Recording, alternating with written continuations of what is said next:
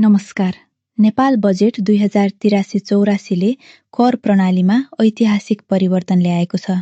सबैभन्दा ठूलो राहत तलबभोगी कर्मचारी र मध्यम वर्गलाई दिइएको छ। व्यक्तिगत आयकर छुट सीमा अब 10 लाख रुपैयाँ पुर्याइएको छ। कपल कन्सेप्ट हटाइएको छ। अधिकतम आयकर दर भने 29% कायम राखिएको छ।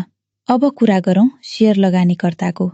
1 वर्षभन्दा बढी होल्ड गरिएको शेयरमा पुँजीगत लाभ कर अर्थात् CGT 7.5% लाग्नेछ।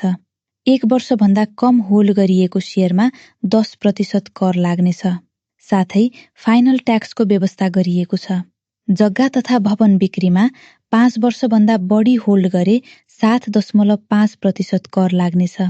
5 वर्षभन्दा कम होल्ड गरे 10% कर लाग्नेछ। सरकारी अधिग्रहणको अवस्थामा भने 2.5% मात्र कर लाग्नेछ। अब अप्रत्यक्ष करतर्फ 50 युनिट भन्दा बढी बिजुली खपतमा 5% भ्याट लाग्नेछ। राइड सेयरिङ सेवामा 5% भ्याट र 1% TDS लागू गरिएको छ।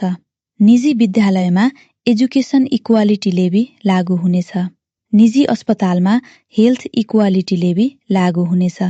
अन्य महत्त्वपूर्ण व्यवस्थाहरूमा दान खर्च कट्टी सीमा 3 लाख रुपैयाँसम्म पुर्याइएको छ।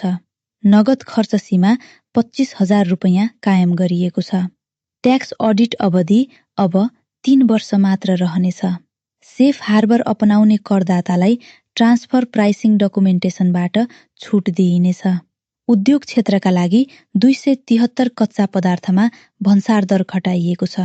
360 वस्तुको एक्साइज ड्युटी हटाइएको छ। तर चुरोट र मदिरामा कर बढाइएको छ। यस बजेटको मुख्य सन्देश स्पष्ट छ। मध्यम वर्गलाई राहत, उद्योगलाई प्रोत्साहन, लगानीलाई आकर्षण र करको दायरा विस्तार।